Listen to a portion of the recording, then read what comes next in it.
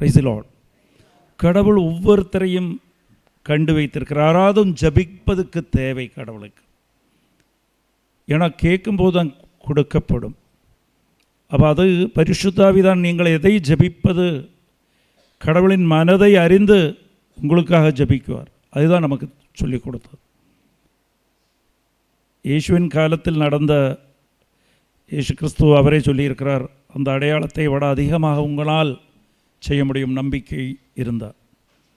அப்போ எல்லாத்துக்கும் இந்த உலகம் சாத்தானின் கட்டுப்பாட்டுக்குள் உள்ளது. 100% துயரம் இந்த உலகத்தில் உண்டாகும். அந்த துயரத்திலிருந்து விடுவதற்காகத்தான் கடவுள், அதுதான் இந்த உலக ஆட்சிக்குள் போன வாரம் நம்ம சொன்ன மெசேஜ் அதுதான். உலக ஆட்சிக்குள் வாழும்போது கண்டிப்பாக ஆபத்துகள் உண்டு, ஆபத்து இல்லாமல் இருக்காது. ஜபமில்லாத வாழ்க்கை நான் எப்பவும் சொல்லுவேன், ஜபமில்லாத குடும்பம், ஜபமில்லாத வாழ்க்கை. ஹெல்மெட் போடாமல் கண்ணை கட்டிட்டு பைக்கில், அதுவும் பிரேக் இல்லாத பைக்கில் ஹெவி ரஷ் உள்ள ஹைவேஸில் ட்ராவல் பண்ணுற மாதிரி, அதுவும் 100 கிலோமீட்டர் ஸ்பீடில், அப்போ நிச்சயமாக ஆபத்துகள் உண்டாகும். அப்போ அது கடவுள் அதுதான் எப்போதும் பாதுகாப்பை பற்றி சொல்லியிருக்காரு. எபேசியர் 6:11 வாசிங்க. இந்த உலகத்தில் வாழணுன்னா என்ன செய்யணும்னு கடவுள் சொல்கிறார். அழகையின் ஏமாற்று வழிகளை எதிர்த்து நிற்கும் வலிமை பெறும்படி கடவுள் அருளும் எல்லா படைக்கலன்களையும் அணிந்து கொள்ளுங்கள். கடவுள் தரும் எல்லாம் படைக்கலன்கள், படைக்கலன்கள், ஆர்மர்னு சொன்னால் அந்த போலீஸ் எல்லாம் வச்சுருப்பாங்கள்ல, இந்த கல் எரிஞ்சால் படாமல் இருக்கிறதுக்கு. இந்த ஃப்ரண்ட்டில் 6 அட்டாக் பண்ணாலும் படாது நம்ம. இது கடவுள் சொல்கிறது. இந்த பாதுகாப்பை இவங்க தர்ற ஆர்மர், இதுக்கு இங்கிலீஷில் சொல்கிற பேர் வந்து ஆர்மர். இதுக்கு இந்த உலகத்தில் வாழணுனால் பாதுகாப்பு தேவை. அதுக்காக தான் நான் இந்த ஜபம் கேட்குறோம். ஆர்மர் என்னெல்லாம்? கடவுளின் வார்த்தை, கடவுள் மீது உள்ள நம்பிக்கை. அது அடுத்தது வாசிக்கும்போது தெரியும். எபேசியர் 6:14. ஆகையால் உண்மையை இடைக்கச்சியாக கட்டிக்கொண்டு நீதியை மார்பு கவசமாய் அணிந்து நில்லுங்கள். அமைதியை அருளும் நற்செய்தி அறிவிப்பதற்கான ஆயத்த நிலை உங்கள் கால்களில் மிதிகடிகளாக போட்டுக்கொள்ளுங்கள். எந்நிலையிலும் நம்பிக்கை என்னும் கேடயத்தை பிடித்து கொள்ளுங்கள். அதை கொண்டு தீயோனின் தீக்கணைகளை எல்லாம் அணைத்துவிட முடியும். மீட்பை தலை சீராகவும், ஹெல்மெட், கடவுளின் வார்த்தையை தூய ஆவி அருளும் போர் வாளாகவும் எடுத்துக்கொள்ளுங்கள். ஹல்லேலூயா. இப்போ இந்த உலகத்தில் கெட்டுகள் தான் இந்த கோபம், வெறுப்பு, வைராகியம், சங்கடம், வியாதி, ஏமாற்றம், இதெல்லாம் கெட்டுகள். இதெல்லாம் விடுவிக்கப்படணும். இது இருக்கிறனால தான் நமக்கு ஆசை உண்டாகும். நான் அமைதியான வாழ்வு வாழணும், அன்பை காமிக்கணும், மன்னிக்கணும், அதேபோல் நல்ல வார்த்தைகள் பேசணும், திட்டக்கூடாது, ஏற்றுக்கொள்ளணும். ஆனால் இதெல்லாம் முடியாததுக்கு காரணம்னா இந்த கெட்டுகள் கெட்டப்பட்டிருக்கு. Price the Lord. இந்த ஆபத்துங்கிறதும் ஒரு கெட்டு தான். எதிர்பார்க்காம சிலவங்க பார்த்தீங்கன்னா கால் தடுக்கி விழுவாங்க, ஒரு காயம் போகும், பைக்கில் போனால் ஆக்சிடெண்ட் ஆகிட்டே இருக்கும். உயிர் போகாது, ஆனால் ஆக்சிடெண்ட் ஆகிட்டே இருக்கும். சிலவங்களுக்கு இந்த பயம், சிலவங்களுக்கு சமாதானமாக வாழ்வாங்க, இந்த பக்கத்து வீட்டுக்காரங்க நாலா பிரச்சனையாக இருக்கும். எப்போதும் அவங்க கூட பிரச்சனை, அவங்கள காணும்போது கோபம். சிலவங்களுக்கு ஒரு காரணம் இல்லாமையே சிலவங்களை காணும்போது கோபம் வந்துக்கிட்டே இருக்கும், சும்மா கோபம் வரும். சில கணவன் மனைவி பார்த்திங்கன்னா கோபம் வரும், ஆனால் விட்டுட்டு இருக்கவும் மாட்டாங்க. Price the Lord. அப்போ அதுக்கு அர்த்தம் நான் அன்பு இருக்குது, அன்பு முழுமையாக இருக்குது. அவங்க இல்லைன்னா வாழவும் முடியாதுன்னு அவங்களுக்கு இருக்கும், உறுதி இருக்கும். ஆனால் வெறுப்பும் கோபம் இதெல்லாம் கெட்டுக்கள், பாண்டேஜஸ் இந்த உலகத்தில் சாத்தான் போட்டு வச்சிருக்கிறது. ஏன்னா சாத்தானுக்கு நீங்கள் அமைதியாக இருந்தால் அவன் தோல்வி அடைய செய்வான். ஏன்னா உங்களால் ஜபிக்க முடியும், உங்களுக்கு அபிஷேகம் கிடைக்கும். Price the Lord. அப்போ நீங்கள் இருக்கும் இடமெல்லாம் அவன் ஆதிபத்தியத்தில் இருக்கும், உங்களுக்கு சொந்தமாக இருக்காது அந்த இடம். நம்ம வீடு நம்ம சொந்தம் காசு கொடுத்து வாங்குவோம், பணம் கொடுத்து வாங்குவோம், ரெஜிஸ்டர் பண்ணுவோம். அது உண்மையாகவே உங்கள் வீடான்னு பார்க்கணும். Price the Lord. அது சாத்தானின் ஆதிபத்தியம் இருக்கும். அது ஆக்சுவலாக அது நமக்கு சொந்தமாக இருக்காது. Price the Lord. நமக்கு சொந்தமாக இருந்தால் நமக்கு விருப்பமுள்ள மாதிரியெல்லாம் அந்த வீட்டில் வாழலாம். எப்போதும் நமக்கு சொந்தங்கிறது அதை நம்ம விருப்பத்துக்கு பிரயோஜனப்படுத்தலாம். நம்ம விருப்பத்துக்கு தகுந்த மாதிரி அது இருக்கணும். நம்ம குடும்பம், நம்ம வீடு சொந்தம் இல்லைங்கிறதுக்கு காரணம் என்னென்னா, நம்ம விருப்பம் எப்போதும் அமைதியாக இருக்கணும், அமைதி இருக்காது. உடல் சௌக்கியத்தோடு இருக்கணும், ஆனால் உடல் சௌக்கியம் இருக்காது. மகிழ்ச்சியாக இருக்கணும், மகிழ்ச்சி இருக்காது. நிறைவோடு இருக்கணும், நிறைவு இருக்காது, பற்றாக்குறையாக இருக்கும். எவ்வளவு தான் சம்பாதிச்சாலும் அது பிரயோஜனப்படாது. Price the Lord. ஹல்லேலூயா. இது நான் எதுக்கு இந்த முகவரி முதல்ல இது கொடுக்குறேன்னா, இதை கவனிக்கணும். இதுக்கெல்லாம் இன்றைக்கி தீர்வு உண்டாகும். இது அநேகம் பேருக்கு நீங்கள் சொல்லிக் கொடுக்கணும். இல்லை, நீங்கள் இதுக்குள் வந்துட்டீங்கன்னா நீங்கள் கடவுளின் சீடராக இருப்பீர்கள், தேர்ந்தெடுக்கப்பட்டவர்களாக இருப்பீர்கள். நீங்கள் அதை அனுபவித்து பார்த்து பிறருக்கு அதை சொல்லிக் கொடுங்கள். அனுபவித்து பார்த்து இங்கே இருந்துக்கிட்டே நீங்கள் கெட்டுகளை விடுவிக்க முடியும். கடவுள் அந்த அதிகாரத்தை கொடுத்திருக்கார். அந்த உணர்வு நமக்கு இல்லாதனால்தான். Price the Lord. எப்போதும் திருப்பலிக்கு போகணும், இல்லை பாவ சங்கீர்த்தனம் பண்ணணும், பைபிள் வாசிக்கணும், இதெல்லாம் இந்த கவச்சம், இந்த ஆர்மர் ஆஃப் காட். இந்த உலகில் வாழணுன்னா நம்ம பாதுகாப்புக்காக உள்ளது. ஆனால் பாதுகாப்பு இருக்கா? ஏன்னா இருக்காது. ஏன்னா இதெல்லாம் கவச்சம் முன்னாடி தான் இருக்குது. பின்னாடி வந்து குத்துவாங்கல்ல, பின்னாடி குத்துனா என்ன செய்வீங்க? Price the Lord. இதுதான் நடந்துக்கிட்டு இருக்கு. பின்னாடி குத்தப்படுவீர்கள். இதுதான் இப்போ சாத்தான் புதிய டெக்னிக் எடுத்திருக்கான். அது இயேசு கிறிஸ்துவுக்கு தெரிஞ்சு அந்த பின்னாடி குத்தாமல் இருக்கிறதுக்கும் சொல்லியிருக்கிறார். இந்த டெக்னிக் தெரிஞ்சிச்சுன்னா இன்றைக்கி எல்லா கெட்டுகளில் இருந்து விடுவிக்கப்படுவீர்கள். நமக்கு இந்த விட்டு கொடுக்குற மனது வரும், ஏற்றுக்கொள்கிற மனது வரும், அன்பு நிறையும், மகிழ்ச்சி உண்டாகும், பல விஷயங்கள், அதே போல் அமைதி உண்டாகும். குடும்பத்தில் நீங்கள் நினைப்பதெல்லாம் கடவுள் வாக்கு தத்துவம் என்னென்னா, நீங்கள் என்ன விரும்புகிறீர்களோ அதெல்லாம் உங்களுக்கு கிடைக்கணும். உங்களுக்கு தேவையானது எல்லாம் உங்களுக்கு கொடுக்கணும். அதுக்கு தான் கடவுள் மனிதனை படைப்பதற்கு முன்னாடி இந்த உலகத்தில் எல்லாம் படைத்தார். அதெல்லாம் மனிதருக்குள்ளது. அப்போ இதுக்கெல்லாம் தடையாக இருப்பதற்கு காரணமாறு சாத்தான். Praise the Lord. உங்களை கெட்டுக்குள் வைத்திருக்கிறான். கடவுளை அறியாமல் இருப்பதற்கு உங்களை கெட்டி வைத்திருக்கிறான். Praise the Lord. ஹல்லேலூயா. அதனால்தான் ஜோஷுவா 1வது அதிகாரம் 3வது வசனம் வாசிங்க. கடவுள் வாக்கு உறுதி கொடுத்திருக்கிறார், வாக்கு தத்துவத்தை கொடுத்திருக்கிறார். என்ன கொடுத்திருக்கார் வாசிங்க. மோசேக்கு நான் கூறியவாறு உன் காலடிப்படும் இடத்தையெல்லாம் உங்களுக்கு கொடுப்பேன். Price the Lord. இது அண்டர்லைன் பண்ணி வைங்க. இதுதான் இன்னைக்கு மெசேஜ். நீ எங்கு இருக்கிறாயோ உன் காலடி படும் இடம் எல்லாம் கடவுளின் வாக்கு தத்துவம். நான் அது உனக்கு சொந்தமாக கொடுக்குவேன். Price the Lord. அப்படின்னா அதில் வேற யாருக்கும் அதிகாரம் இருக்காது. அதுக்கு அர்த்தம் என்ன? உங்களுக்கு சொந்தம் நீங்கள் நினைத்து கொண்டு இருப்பதெல்லாம் உண்மையில் உங்களுக்கு சொந்தம் கிடையாது. கடவுளின் வாக்குறுதி என்ன இருக்குது? நான் உங்களுக்கு வாக்கு தத்துவத்தை தருகிறேன், வாக்குறுதி கொடுக்கிறேன். நீங்கள் கால் வைக்கும் இடம் எல்லாம் உங்களுக்கு சொந்தமாக இருக்கும். Price the Lord.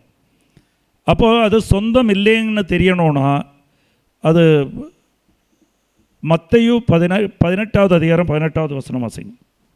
மண்ணுலகில் நீங்கள் தடை செய்பவை அனைத்தும் விண்ணுலகிலும் தடை செய்யப்படும்.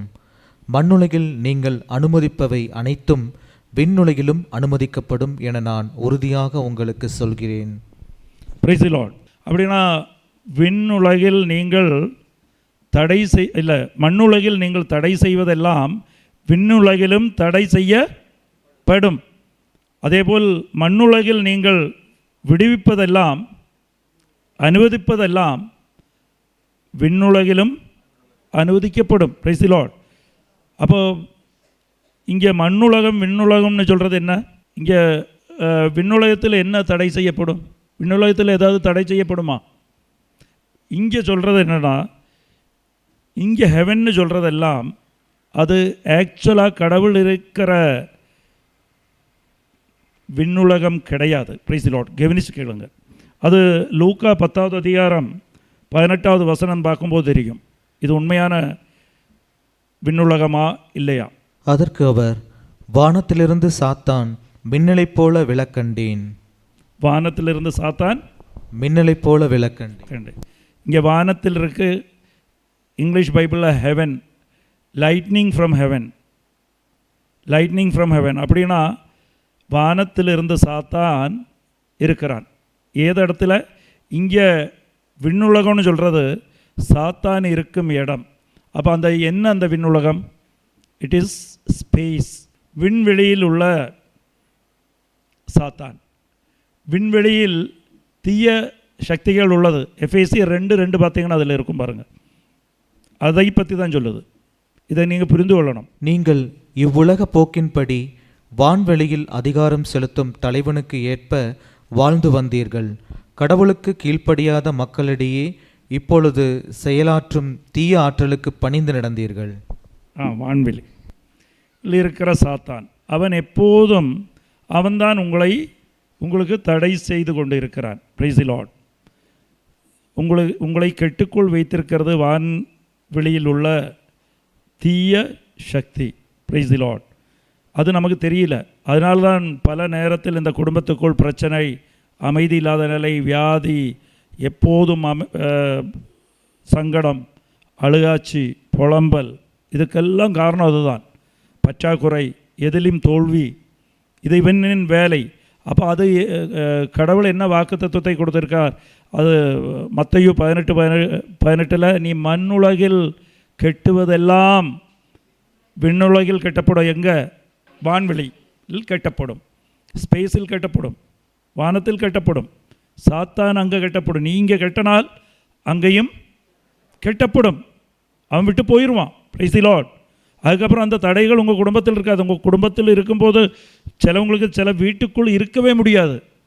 வீட்டில் இருந்தால் நிறைய பேர் சொல்லுவாங்க அதுக்குள்ளே இருந்தால் தற்கொலை செய்ய தோணுது. Price the Lord. தற்கொலை பண்ண தோணுது. வீட்டுக்கு வெளியில் வர போக தோணும், வீட்டுக்குள்ளே ஏற தோணாது. அதனால் நான் அங்கெல்லாம் சுற்றிட்டு கடைசியில் படுக்கிற நேரத்தில் தான் வீட்டுக்கு போவேன். அப்போ அதுக்கு காரணம் இதுதான். கெட்டு போட்டு வைத்திருக்கிறான். நீங்கள் இங்கே விடுவித்தால் அங்கேயும் விடுவிக்கப்படும். அவன் தோல்வி அடைவான், அவன் விட்டுட்டு ஓடிடுவான். ஏன்னா அவன் சொந்தமாக்கி வைத்திருக்கிறான். நீங்கள் இருக்கும் இடத்தை சொந்தமாக்கி வைத்திருக்கிறான். அதனால தான் கடவுள் சொல்கிறார், நீ உன் கால் மிதி படும் இடமெல்லாம் நான் உனக்கு சொந்தமாக தருவேன். அந்த வாக்கு தத்துவம் நிறைவேறணும்னா கொஞ்சம் பிரச்சனை இருக்குது, கொஞ்சம் கீழ்ப்படிய வேண்டி இருக்குது. கடவுளின் வாக்கு தத்துவம் இல்லைன்னா கடவுள் எதுக்கு சொல்லணும்? நீ விலை கொடுத்த வாங்கின இடம் உனக்கு தான் சொந்தம், நீ இருக்கிற இடம் உனக்கு தானே சொந்தம். கடவுளை எதுக்கு சொல்லணும்? உன் கால் மிதி படும் இடமெல்லாம் உனக்கு சொந்தமாக தருவேன். அப்போ கால் மிதி உங்களோட இருக்குது. நீங்கள் விலை கொடுத்து இடம் வாங்கிட்டீங்க. நீங்கள் வேலை செய்கிற இடம், உங்கள் சீட்டு, சிலவங்க கவர்மெண்ட் வேலையில் இருப்பாங்க, இல்லை ஸ்கூலில் எங்கே இருக்காங்க. அந்த இடத்திலும் உங்களுக்கு சமாதானம் இருக்காது. பலவங்களும் வந்து எங்கள்கிட்ட கவுன்சிலிங் சொல்லுவாங்க, எனக்கு இந்த வேலையை விட்டால் போதும், வேலை செய்கிற இடத்துலையே திருப்தி இல்லை, இருக்க முடியவில்லை, இந்த இடமே எனக்கு இந்த இடமாற்றம் பிடிக்கல. ஏன்னா அது உனக்கு இன்னும் சொந்தமாகலை. உன் கால் மீதி பட்டு விட்டது, ஆனால் அது உனக்கு இன்னும் சொந்தமாகலை. வாக்கு தத்துவம் கிடக்குது, உனக்கு சொந்தமாக தருவேன். உன் வீடுக்கு நீ பொசிஷன் எல்லாம் நீ எடுத்துட்ட, உன் வீட்டுக்கு விலை கொடுத்துட்ட, பத்திரம் பண்ணியாச்சு, ரெஜிஸ்டர் பண்ணியாச்சு, எல்லாம் வீட்டுக்குள்ளே தான் இருக்கிற, ஆனால் உனக்கு சொந்தமாகலை. என கடவுள் சொல்லி இருக்கிறார்ல, நீ கால்மதி படும் இடமெல்லாம் உனக்கு சொந்தமாகும். உனக்கு சொந்தமா இல்லை, அது கெட்டில் போட்டு வைத்திருக்கிறான். எனக்கு சொந்தம். சாத்தான் அங்கே வந்து குடியிருப்பான். சாத்தான் எப்பவும் சொல்லுவான், அது எனக்கு தான் சொந்தம், நான் எதுக்கு கொடுக்கணும்? கொடுக்க மாட்டேன். சாத்தான் அவன் மட்டும் இருக்க மாட்டான், 7 பேரை வேறையும் கூட்டிகிட்டு வந்துடுவான். சாத்தானின் குணம் அதுதான். 7 தீய ஆவி அவனை விட வல்லமை உள்ளவர்களை கூட்டிகிட்டு வருவான். பைபிளில் இருக்கா இல்லையா? அவன் 7 பேரையும் தனியாக வரமாட்டான், மொத்த கூட்டமாக கூடி அங்கே இருப்பாங்க. அதுதான் ஒரு பிரச்சனை. அது நிறைய பேர் புலம்புவாங்க, ஒரு பிரச்சனை விட்டால் இன்னொரு பிரச்சனை வந்துக்கிட்டே இருக்கு, எனக்கு நிம்மதியே இல்லையா, வாழ்க்கையே இப்படித்தானே இருக்குது. இப்போ தான் கொஞ்சம் சமாதானம், எல்லா பிரச்சனையும் தீர்த்து இப்போ தான் ஒரு 2 நாளாக நிம்மதியாக தூங்குறா, 3ஆவது நாள் இதை பிரச்சனை தொடங்கிருச்சு. எதுக்கு இந்த வாழ்க்கை? இதெல்லாம் சொல்ல வைக்கிறது சாத்தான். ஏனால் அது உனக்கு சொந்தம்னு நீ நினைக்கிறாய். இல்லை, சாத்தான் சொந்தம் கொண்டு இருக்கிறான் அங்கே. அப்போ அதிலிருந்து விடுவிக்கப்படணும் இல்லையா? ஆசை இருக்கா உங்களுக்கு? அங்கே நிம்மதி, அமைதி, சாத்தானின் கட்டுகளில் இருந்து விடுவிக்கப்படணும். உண்மையில் உங்கள் பராமரிப்பில் இருந்தாலும் உங்கள் பொசிஷனில் இருந்தாலும் அங்கே கெட்டுகள் போட்டு வைத்திருக்கிற சாத்தான். அதுக்கு கடவுள் சொல்கிறார், அந்த நீ இங்கே கெட்டினால் அங்கேயும் கெட்டப்படும், நீ இங்கே விடுவித்தால் அங்கேயும் விடுவிக்கப்படும். நீ இங்கே சாத்தானை கட்டிவிட்டால், சாத்தானின் சூழ்ச்சியை செயல்களை கட்டினால் அங்கே சாத்தானின் கையும் காலும் கெட்டப்படும். சாத்தானின் கெட்டுகளை இங்கே நீ விடுவித்தால், உன் மகனாக இருக்கலாம் குடிப்பழக்கத்துக்கு அடிமை, ஆர்வங்கிட்ட வந்து சொன்னாங்க, அதை நீ இங்கே விடுவித்தால், அவனை சாத்தான் கட்டி போட்டிருக்கு, குடிப்பழக்கத்துக்கு அடிமைத்தனத்தில் கட்டி விட்டுருக்கு. பலவங்களுக்கு, பல ஆண்களையும் பல பெண்களையும் குற்றம் சொல்கிறது அழுகாச்சி புலம்பல்ல கட்டி போட்டிருக்கு. அதை நீங்கள் விடுவித்தால் அங்கே விடுவிக்கப்படும், இங்கே சௌக்கியம் கிடைக்கும். அது வாக்கு தத்துவம். அதை விடுவிக்க தெரியணும். அது விடுவிக்கிறதுக்கு நம்மளால் முடியுமா? நம்மளால் தான் முடியும். ஞானஸ்தானம் எடுத்த எல்லாருனாலையும் முடியும். ஞானஸ்தானம் எடுத்து இயேசு மீது நம்பிக்கை வைக்கிற ஒவ்வொருத்தரால் முடியும். தன்னுடைய மக்களை விடுவிக்கலாம், கணவனை விடுவிக்கலாம், மனைவியை விடுவிக்கலாம், உன்னை அன்பானவர்கள் அனைத்து பேரையும் நீ விடுவிக்க முடியும். நீ வேலை செய்யும் இடத்தில் உனக்கு இருக்கிற கெட்டுகளை நீ விடுவிக்க முடியும். அதுக்கு என்ன செய்யணும்? அதான் அப்போது கடவுள் சொல்கிறார், சாத்தான் கூட யுத்தம் செய்யணும். அது எஃபேசியர் 6:12 பாருங்கள். உன் யுத்தம் யார் கூடயா இருக்கணும்? மனிதர்கள் கூட இல்லை. அவங்க கட்டில இருக்கிறார்கள். அவங்க நமக்கெல்லாம் என்ன பிரச்சனைனா, சாத்தான் என்ன சொல்லி வச்சு உங்கள் மனதில் கொடுத்துருக்குறான்னா, இந்த பிரச்சனைக்கு எல்லாம் காரணம் உன் மனைவி, இந்த பிரச்சனைக்கு எல்லாம் காரணம் உங்கள் கணவன், இந்த பிரச்சனைக்கு எல்லாம் காரணம் உங்கள் பக்கத்து வீட்டுக்காரன், இல்லை உங்கள் அம்மா, உங்கள் அப்பா, உங்கள் குழந்தைக. ஆக்சுவலாக அது கிடையாது. எஃபேசியர் 6:12 வாசிங்க. ஏனெனில் நாம் மனிதர்களோடு மட்டும் போராடுவதில்லை, ஆட்சி புரிவோர், அதிகாரம் செலுத்துவோர், இருள் நிறைந்த இவ்வுலகின் மீது ஆற்றல் உடையோர், வான்வெளியிலுள்ள தீய ஆவிகள் ஆகியவற்றோடும் போராடுகின்றோம். Praise the Lord. அப்போ நம்ம போராட்டம் அதாக இருக்கணும். எப்படி போராடுவது?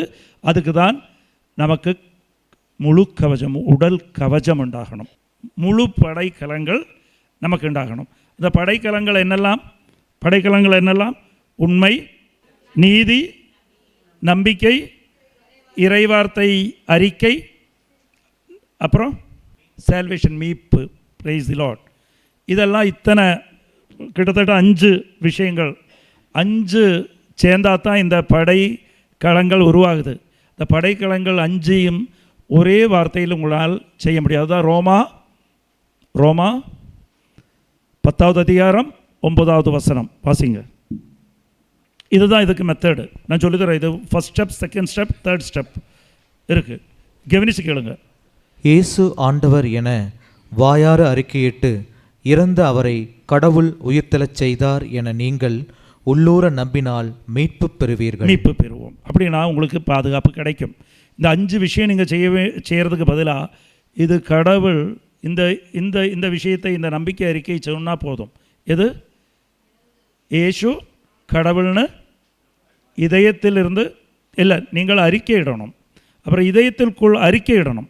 அப்படின்னா விசுவாச அறிக்கையை எப்போதும் சொல்லணும். விசுவாச அறிக்கை உணர்வோடு எப்போதும் சொல்லிக்கொண்டு இருக்கணும். விசுவாச அறிக்கை சொல்லணும். ஒரு பிரச்சனை வரும்போது விசுவாச அறிக்கை சொல்லணும். இந்த மனசில் இப்படி சொல்லிட்டு பிரயோஜனம் இல்லை.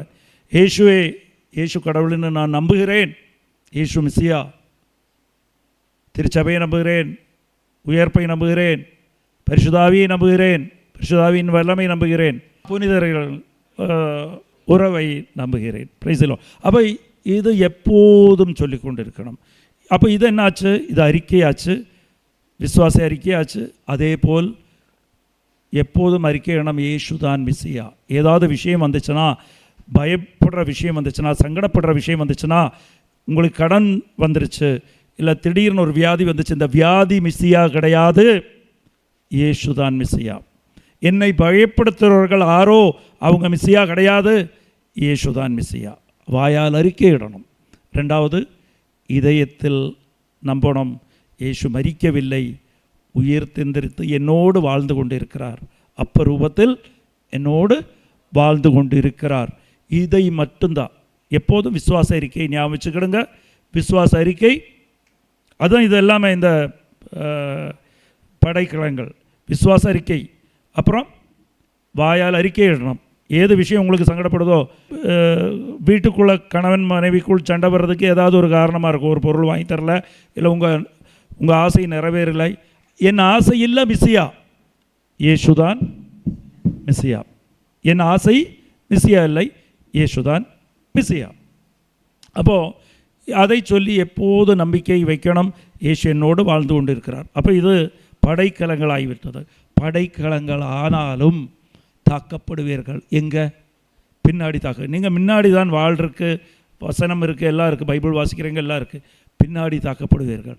பின்னாடி தாக்கப்படும் போது அதுக்கு என்ன செய்யணும்? Price the Lord, price the Lord. பின்னாடி தாக்கப்படுவதற்கு என்ன செய்யணும்? இது தெரிஞ்சிருச்சுன்னா சூப்பர். இது திருத்தூதர் பணிகள் 1வது அதிகாரம் 14வது வசனம். இது கவனிச்சுக்கிடுங்க. அவர்கள் அனைவரும் சில பெண்களோடும் இயேசுவின் சகோதரர்களோடும் அவருடைய தாய் மரியாவோடும் இணைந்து ஒரே மனதோடு இறைவனிடம் ஒரே மனது அண்டர்லைன் பண்ணுங்க. இன்னே மத்தேயு 18வது அதிகாரம் 19வது வசனத்துக்கு வாங்க. உங்களுள் இருவர் மண்ணுலகில் தாங்கள் வேண்டும் எதை குறித்தும் மனம் ஒத்திருந்தால் விண்ணுலகில் இருக்கும் என் தந்தை அதை அவர்களுக்கு அருள்வார். மனம் ஒத்திருந்தால், பிரைஸ் தி லார்ட், அப்போதுதான் நீங்கள் ஜெபம் கேட்கப்படும். இந்த கடவுள் கொடுத்த வாக்கு தத்துவம் நிறைவேறும். அப்போ யுத்தம் செய்யும் போது மனம் ஒற்றுமை தேவை. ஜபிப்பதுக்கு தனியாக ஜபித்தா பற்றாது, பின்னாடி குத்தப்படுவீர்கள். அப்போ எப்படின்னா, சாதாரண அதுக்கு இந்த போர் வீரர்கள் எப்படி யுத்தம் செய்வாங்கன்னா, ஒருத்தர் இப்படி யுத்தம் செய்து இங்கே படைக்கலங்கள் போட்டிருக்காங்க, இங்கே எல்லாம் படைக்கலங்கள் இருக்கும், இங்கே இதுதான் முதுகு, இதில் குத்தப்படுவார்னு சொல்லி 2 படை வீரர்கள் இப்படி நிற்பார்கள், இப்படி யுத்தம் செய்வார்கள். Price the Lord. அப்போ ஒருத்தனோது முதுகிலையும் குற்றப்படாது. இப்படி புரியுதா உங்களுக்கு? அப்போது ஒரு ஆள் யுத்தத்துக்கு போனால் அடி விழுகும். Price the Lord. 2 பேர் யுத்தம் செய்யணும், இப்படி நிற்கணும். அப்போ வாழ்படாது. 2 பேருக்குமே படைக்கலங்கள் உள்ளது, பவரும் டபுள் ஆகிறது. அப்போது அவங்க வெற்றி நிச்சயம். Price the Lord. அப்போ மன உறுதியோடு 2 பேர் கேட்கணும். இந்த உலகத்தில் மன உறுதியுள்ளவர்கள் 6 கணவன் மனைவி மட்டுமே. Price the Lord. சாத்தான் முதலில் அவங்களை தான் பிரிப்பான். அவன் செய்கிற முதல் வேலை, ஒன்றாலும் ஜபிக்குவாங்க, ஆனால் உள்ளுக்குள் ஒரு மனது இருக்காது, விருப்பமும் இருக்காது, ஒற்றுமை இருக்காது. அப்போது அபிஷேகம் கிடைக்காது. பிரச்சனை அங்கே தான் தொடங்குது. அதனால தான் இந்த கெட்டுகள் விடப்படாது. கெட்டுகள் விடப்படாமல் சாத்தான் தாக்கிட்டே இருப்பான். அதுக்கு காரணம் ஒருத்தரை சொல்லிகிட்டே இருப்பாங்க. பிரச்சனை இதுதான். அதேபோல் நம்ம அன்பிய கூட்டமாக இருக்கட்டும், சர்ச்சடியாக இருக்கட்டும், நம்ம இந்த ஜப கூட்டம் நடக்கும்போதும் இங்கே என் கூட இருக்கிற பிரதர்ஸ் எல்லாம் உள்ளுக்குள்ளே சண்டை போட்டுக்கிட்டு, இங்கே வர்ற இந்த பரிந்துரை கூட்டத்தில் உள்ள எல்லாம் சண்டை போட்டுக்கிட்டு மனதுக்குள்ளே வெறுப்பு, இவனை அஜியான இவனால் தான் இப்படி அப்படி இப்படின்னு சொல்லிகிட்டு இருந்து இங்கே வந்து கூடியிருந்து 1000 மணி ஜபம் 10,000 மணி ஜபம் செஞ்சால் என்னாச்சும் பிரயோஜனம் இருக்குமா? நோ. கெட்டுக்கள் விடப்படாது. Praise the Lord. நான் சொன்ன உங்களுக்கு புரியுதா? சண்டை பிரச்சனை எங்கே இருக்கும் அங்கே அபிஷேகம் உண்டாகாது. உங்கள் வெறுப்பு இருந்துச்சு, கோபம் இருந்துச்சுனால் ஒரு காலமும் அபிஷேகம் கிடைக்காது. தாக்குதல் தான் கிடைக்கும், அடி விழுகும். நீங்கள் யுத்தத்துக்கு போகும்போது என்னென்னா, நம்ம மட்டும் அடிக்கல, அவனை கையை கட்டி போட்டுலாம் அடிக்கல, அவங்க கையிலையும் இருக்கும் இல்லை அடிக்க இருக்குது. அப்படின்னா யுத்தத்துக்கே போகாதங்க, போய் அவங்க ஆளில் விழுந்துடணும். அதுதான் நடக்குது. நீங்கள் நீயும் வா என்னோட அடிமையாக எரியின்னு சொல்லி அவங்க தூக்கிட்டு போயிடுவான். அவ்வளோதான். அப்போ இது வாழ்க்கை பூரா இந்த கட்டிலேயே வாழ்ந்து இதுதான் வாழ்க்கை. என்னென்னு நிறைய பேருக்கு அப்படி தான் தெரியும். எப்படி இருக்குது? இதெல்லாம் பழகி போச்சு, நல்லா தானே இருக்குது, எனக்கு ஒன்றும் பிரச்சனை இல்லை. சர்ச்சுக்கு போகிறையா? போகிறதில்ல. திருப்பலிக்கு போகிறையா? போகிறதில்ல. பாவசகிரத்தை அதெல்லாம் பண்ணவே இல்லை. பண்ணலைனாலும் எனக்கு ஒரு குறவும் இல்லை. குறவில்லைன்னு சொன்னால் அவன் குறவில்லையே தான் வாழ்ந்துக்கிட்டு இருக்கான், மொத்தம் குறவு தான். ஆனால் அது சாத்தார் என்ன சொல்லிடுவா, அடிமையாக்கி இதுதான் வாழ்க்கை, இந்த உலகத்தில் நீ வாழ்கிறது தான், நீ தான் பேர் பெற்றவர், இதுதான் பெஸ்ட்டு வாழ்க்கை. பெஸ்ட்டு வாழ்க்கை வேறு உண்டு. ஜெயிலுக்குள்ளே சிலவங்களை போய் இந்த கைதிகள் இருப்பாங்கள்ல, அவங்களுக்கு விடுதலை கிடைத்தாலும் போக மாட்டாங்க. இந்த லைஃப் இம்ப்ரெஸ்மெண்ட்டு சிறையில் இருக்கிறார்கள், ஆயுள் தண்டனை கைதி இருப்பாங்க, அவங்களுக்கு வெளியில் யாரும் இருக்க மாட்டாங்க, சொந்த மொத்தம்லாம் போயிடும். ஆயுள் கைதி ஆனதுக்கப்புறம் இப்படியெல்லாம் இருந்துருவாங்க, அவங்க பிள்ளைகள்லாம் யாரும் பார்க்க வர்றதில்லை. அவனுக்கு வெளியில் போக தோணாது, நான் இங்கேயே சுக சௌகரியமாக நல்லா இருக்கிறேன், இதுதான் வாழ்க்கை, நேரத்துக்கு சாப்பாடு, இத்தனை பேர் இருக்காங்க கூட்டுக்கு. அப்போ இது மாதிரி கெட்டுகள் பழக்கம் ஆயிடுச்சுன்னா இதுதான் வாழ்க்கைன்னு ஆகி போயிடும்.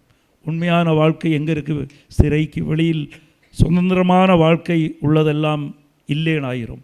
இதுதான் சாத்தானின் வேலை, சிறையில் போட்டு வைத்து இதுதான் வாழ்க்கை, உன் வாழ்க்கை இதுதான் உன்னுடைய நிரந்தர வாழ்க்கைன்னு அவன் உங்களுக்கு தவறான செய்தியை உங்கள் மனதுக்குள் கொடுத்து விடுவான். அதில் அநேகம் பேர் வாழ்ந்து கொண்டிருப்பார்கள். அப்போ அதிலிருந்து விடுவிக்கப்படணும்னால் மனதில் எப்போதும் ஒரு மனதோடு ஜபிக்கணும். இங்கே அதனால தான் நான் சொல்கிறேன், 100 பேர் இங்கே இதில் 500 பேர் 1000 பேர் கூடி ஒருத்த மனதில் வெறுப்பை வைத்து ஜபித்தால் மீதி 499 பேர் ஜபிப்பதற்கு அபிஷேகம் கிடைக்காது. உன் குடும்பத்தில் நீங்கள் தனியாக தலகுத்தி நின்று ஜபித்தாலும் உனக்கு அபிஷேகம் கிடைக்கும். ஆனால் தீப்பத்தி எரியும் போது நீயும் தானே பக்கத்தில் நிற்பை. அந்த சூடை தீ பற்ற வச்சது வேற ஆளாக இருந்தாலும் அதோடு தாக்குதல் உனக்கும் தான் வந்து சேரும். அதனால் அந்த கெட்டுகள் நீ அபிஷேகத்திலிருந்து உன் மனைவியாக இருக்கலாம், உன் கணவனாக இருக்கலாம், அவங்க கெட்டுகளை விடுவிப்பதற்கு நீ ஜபிக்கணும் முதலில். நான் இங்கே அப்போ எப்படி அது நீங்கள் ஜபத்தில் இருந்த முதலில் அது கெட்டுகளை விடுவிப்பதற்கு நீங்கள் ஜபிக்கும் போது அந்த கெட்டில் நீங்கள் விழாதபடிக்கு பார்த்துக்கொள்ளுங்கள். அது விழுகாமல் இருக்கணும்னா பரிசுத்தாவின் நிறைய வேணும். பரிசுத்தாவின் கனிகள் நீங்கள் கொடுக்கணும் வெளியில். அது என்னெல்லாம்? பொறுமை, அமைதி, மகிழ்ச்சி, அன்பு, மன்னிப்பு, நம்பிக்கை. அப்போ இதெல்லாம் நீங்கள் இருக்கணும். நீங்கள் முதலில் கெட்டில் இருந்து வெளியில் இருக்கிறதுக்கு முயற்சி எடுத்து பிறர் கெட்டை விடுவிக்கணும். Price the Lord. அப்போது இந்த இந்த மெயின் பிரச்சனை என்னன்னு தெரியுமா? கணவன் மனைவி, ஒரு கூட்டம், ஒரு சர்ச்சு, ஒரு குடும்பம், சொந்த பந்தம் ஒரே மனதோடு ஜபிக்கலைனால் கெட்டுகள் இருந்துக்கிட்டே இருக்கும். சிலவங்களுக்கு வியாதியே விட்டு மாறாது. 10 வருஷம் ஆச்சு, 20 வருஷம் ஆச்சு, வியாதி விட்டு மாற மாட்டேக்கு. டாக்டர்ஸ் மருந்து கொடுத்துட்டே இருக்காங்க, வியாதி அப்படியே தான் இருக்கும். இந்த வியாதி போச்சுன்னா வேறு வியாதி. அப்போ இதுக்கு கடவுளின் வாக்கு தத்துவம் கிடக்குது. இந்த இடம் உனக்கு சொந்தமாகும், நீ மிதிக்கும் இடமெல்லாம் நான் உனக்கு சொந்தமாக்குவேன். சொந்தமாக்கணும்னு என்ன செய்யணும்? நீ யுத்தம் செய்யணும். யுத்தம் செய்கிறதுக்கு நீ படை கலங்கள் இடணும். படைக்கலங்கள் இடும்போது முதுகில் குத்தப்படுவாய். முதுகில் குத்தப்படும் போது நீ என்ன செய்யணும்? ஒரே மனதோடு ஜபிக்கணும். அதுதான் 18:19 மத்தேயு 18:19 சொல்லுது. ஒரே மனதோடு ஜபிக்கணும். மனசில் வேறுபாடு இருக்கக்கூடாது, வெறுப்பு இருக்கக்கூடாது, வேறு கருத்து இருக்கக்கூடாது. பிரைஸ் தி லார்ட், ஹல்லேலூயா. கருத்து வேறுபாடு இருக்கக்கூடாது ஒரே மனதோடு. ஆனால் கருத்து வேறுபாடு இருந்துக்கிட்டே இருக்கும். அப்போ இதுதான் சாத்தான் செஞ்சு வச்சுருக்கான். ஆறாவதும் இந்த ஒரு 10 பேர் ஜபிக்கிறவங்களை குடும்பத்தில் 4 பேர் இருக்கீங்கன்னா ஒருத்தருக்கு கருத்து வேறுபாடு கொடுத்துருவா. அப்படி அப்போ ஒரே மனது வராது. எத்தனை ஜபிச்சாலும் அபிஷேகம் கிடைக்காது. அந்த கெட்டு அப்படியே இருந்துக்கிட்டே இருக்கும். கெட்டுகள் விடுவிக்கப்படணும். கெட்டுகள் விடுவிக்கப்படணும்னால் கடவுளின் வாக்கு தத்துவம் வாழ்க்கையில் நிறைவேறணும். என்ன நிறைவேறணும்? கடவுளின் வாக்கு தத்துவம் என்ன? இந்த இடத்தை உனக்கு சொந்தமாக்குவேன். இந்த இடத்த சொந்தமாக்குவேன்னு சொன்னால் கடவுள்கிட்ட சொல்லணும், கண்டவெல்லாம் வந்து இருக்கிற இடத்த எனக்கு சொந்தம் எப்படி சொல்லுவேன்? சொந்தம்னா எப்படி? பொசஷன் உன் கையில் கொடுக்குவேன். இங்கே ஆக்கிரமித்து இருக்கிறவனை காலி பண்ணணும். நான் இப்போ ஒரு 10 ஏக்கரா இல்லை 1 ஏக்கரா வாங்குகிறேன், வேற ஒருத்தன் குடிசையை போட்டு இருந்துட்டா நான் எனக்கு சொந்தமாகுமா? அப்போ விற்கிறவன் என்ன செய்யணும்? எனக்கு என்ன செய்யணும்? அவனை காலி பண்ணி பொஷன் என் கையில் தரணும். கடவுள் சொல்லியிருக்காரு, உன் கால் மீதி படும் இடம் நான் உனக்கு சொந்தமாக தருவேன். அப்போ இதுக்குள்ளே குடிசை போட்டு உட்கார்ந்துருக்கிறவனை எல்லாம் வெளியிலாக்கணும். என் கால்மிதி, நான் போகும் இடமெல்லாம் என் கால்மிதி. அப்போது அங்கே சாத்தானுக்கு அதிகாரம் இருக்கக்கூடாது. கடவுளே, அப்போ இந்த வாக்கு தத்துவம் நிறைவேறணுனால் என்ன செய்யணும்? நோவா கடவுளின் வாக்கு தத்துவத்தை நிறைவேற்றுவதற்கு என்ன செய்தார்? தொடக்க நூல் 8வது அதிகாரம் 20வது வசனம். இது கவனிச்சு கேளுங்க. அப்போது நோவா ஆண்டவருக்கு ஒரு பலிபீடம் கட்டி அதன் மேல் எல்லா வகை தக்க விலங்குகள் தக்க பறவைகளிலிருந்தும் எடுக்கப்பட்டவற்றை எரிபலியாக செலுத்தினார். அப்போது கடவுள் என்ன செய்தார்? ஆண்டவர் நறுமணத்தை நுகர்ந்து தமக்குள் சொல்லிக் கொண்டது, மனிதரை முன்னிட்டு நிலத்தை இனி நான் சபிக்கவே மாட்டேன். அப்படின்னா வாக்கு தத்துவத்தை கடவுள் கொடுத்தார், இனிமேல் நான் சபிக்க மாட்டேன். அப்போ வாக்கு தத்துவம் நிறைவேறணும்னா என்ன செய்யணும்? பலிபீடம் கட்டணும். அப்ரஹாம் என்ன செய்தார்? தொடக்க நூல் 12வது அதிகாரம் 7வது வசனம் வாசிங்க. ஆண்டவர் ஆபிரகாமுக்கு தோன்றி, உன் வழிமரபினருக்கும் இந்நாட்டை கொடுப்பேன் என்றார். ஆகவே தமக்கு தோன்றிய ஆண்டவருக்கு அங்கே ஒரு பலிபீடத்தை எழுப்பினார். Price the Lord. பலிபீடம் கட்டப்பட்ட போது இடம் சொந்தமாச்சு. அதான் விஷயம். நோவாவுக்கும் சொந்தமாச்சு, இனிமேல் அங்கே வெள்ளத்தை கொடுக்க மாட்டேன்னு அந்த இடம் சொந்தமாச்சு. அப்ரஹாமுக்கும் சொந்தமாச்சு. எப்போ? பலிபீடம் கெட்டப்பட்ட போது. நீங்களும் பலிபீடம் கெட்டணும். உங்கள் வாழ்க்கையில் பலிபீடம் வல்லமையுள்ளதாக்கணும். அது எப்படி ஆக்கணும்? கெட்டு இருக்கணும். உங்களுக்கும் பலிபீடத்துக்கும் கெட்டு வரும்போது சாத்தானின் கெட்டு உடைச்சு எரியப்படும். பலிபீடம் உங்களை இழுக்கும். சாத்தானின் கெட்டு சாத்தான் இழுக்குவா. அப்படி ஆறு வல்லமை உள்ளது? பலிபீடம் வல்லமை உள்ளது. இப்போ இதுதான் பலிபீடம். உங்கள் வீடு இங்கே, நீங்கள் திருப்பலிக்கு போகிறீங்க, இங்கே ஒரு கெட்டு வந்து ஒரு கயிறு உங்கள் வீட்டுக்கு வந்துருச்சு. சாத்தான் அங்கே ஒரு கயிறை கட்டி வச்சுருக்கான். ஒரே ஒரு கயிறு தான். அடுத்த நாள் நீங்கள் திருப்பலிக்கு போகிறீங்க, அப்போ இன்னொரு கயிறு இங்கே கட்டுது. பின்னையும் போகிறீங்க, 100 நாள் போகும்போது 100 கயிறு இழுத்துருச்சு. பலிபீடம் இழுக்கும், சாத்தானின் கட்டு ஒட்டையும். வாரத்துக்கு ஒரு நாள் போகிறோம் பலிபீடத்துக்கு, ஒரே ஒரு கெட்டு கெட்டும். அது லேட்டாக போவேங்க, உணர்வு இல்லாமல் போவேங்க, கெட்டு லூஸ் ஆகும். அடுத்த வாரம் போவேங்க, லேட்டாக போவேங்க, அங்கங்கே வேடிக்கை பார்க்குவேங்க, கெட்டு இதாகும். சாத்தான் ஃபஸ்ட்டு கெட்டுக்கே லூஸ் ஆகும்போது அவர் 2 கெட்டு போடுறதுக்கெல்லாம் பார்க்க மாட்டான். ஒரு இழுக்குவான், இது உடஞ்சி போகும், சாத்தான் கெட்டு நிற்கும். நான் சொல்கிற புரியுதா உங்களுக்கு? அப்போ எங்கே போனாலும் ஒரு சர்ச் கவனித்து வைக்கணும். வேறு ஊருக்கு போனாலும் நம்ம போகிற இடத்துல திருப்பலி இருக்குதா இல்லையா? திருப்பலியில் போய் ஒரு கெட்டை போட்டுட்டு வந்துடணும், கெட்டி வச்சிடணும். அங்கே போய் திருப்பலி எங்கே இருக்கோ அங்கே போய் அங்கே ஒரு கெட்டை போட்டு நம்ம ஆத்மாவையும் திருப்பலியும் ஒன்றா போட்டு வச்சுக்கணும். வேறு ஒருத்தனை கெட்டு போட விடக்கூடாது. அடுத்த நாள் 3 நாள் இருந்தால் 3 நாளில் கட்டு போட்டு விட்டுருவோம். அப்போது என்னாச்சு? சாத்தானால், நான் சொல்கிற புரியுதா உங்களுக்கு? இதெல்லாம் உண்மையான விஷயம். ஒரு காலம் இழுக்க முடியாது சாத்தானின் கட்டு. நீங்கள் ஒரு தினமும் திருப்பலிக்கு அதனால தான் போகணுன்னு சொல்கிறது. தினமும் கெட்டு போட்டு வச்சாச்சுன்னா டக்கு டக்கு டக்கு டக்குன்னு கெட்டெல்லாம் விட்டு ஒட்டஞ்சு போகும். நீங்கள் வாழ்க்கையில் பார்க்குவீங்க, பல கெட்டுகள் உங்களுக்கு உண்டாகும். ஒருவேளை தாம்பத்திய வாழ்க்கையாக இருக்கலாம், கணவன் மனைவிக்குள். அதே போல் அன்பாக இருக்கலாம், அமைதியாக இருக்கலாம், மகிழ்ச்சியாக இருக்கலாம். அந்த கட்டுகளெல்லாம் விட்டு போ. வியாதியாக இருக்கலாம், அதெல்லாம் கொஞ்சம் கொஞ்சமாக அப்படி விட்டு போகும்.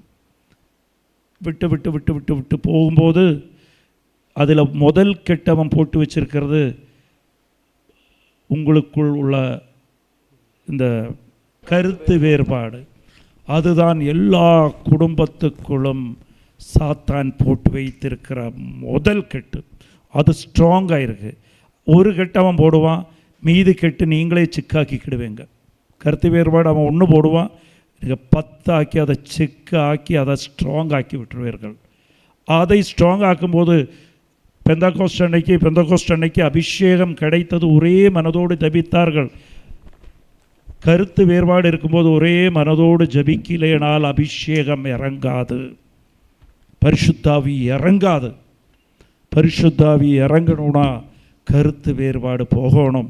கருத்து வேறுபாடு போகணும்னா அது கெட்டப்பட்ட கெட்டுகள் உடைக்கப்படணும். அது திருப்பலி மீது நீங்கள் பலிபீடத்தின் மீது போய் கெட்டு போடணும். போய் தினமும் போய் கெட்ட ஸ்ட்ராங் ஆக்கி விட்டுறணும். அப்போ ஒரு காலத்தில் ஒரு நாள் இத்தனை நாள் நீங்கள் போகாமல் இந்த கெட்டு ஸ்ட்ராங்காக இருக்குது. நீங்கள் போய் போய் போய் போய் ஸ்ட்ராங் ஆக்கி வரும்போது இது டப்புன்னு ஒரு நாள் உடையும். ஒவ்வொன்றா உடைஞ்சு மொத்தம் உடையும் போது கருத்து வேறுபாடு இன்னைக்கு கணவனுக்கு உங்களை பிடிக்காமல் இருக்கலாம்.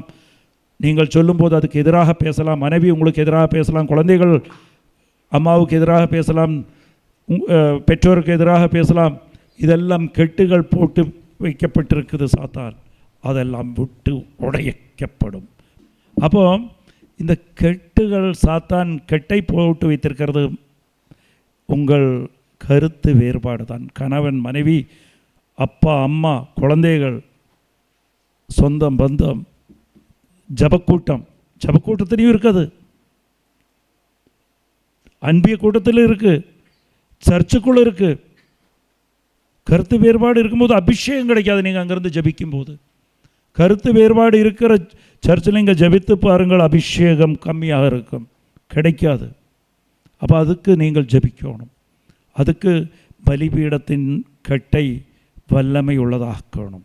Price the Lord.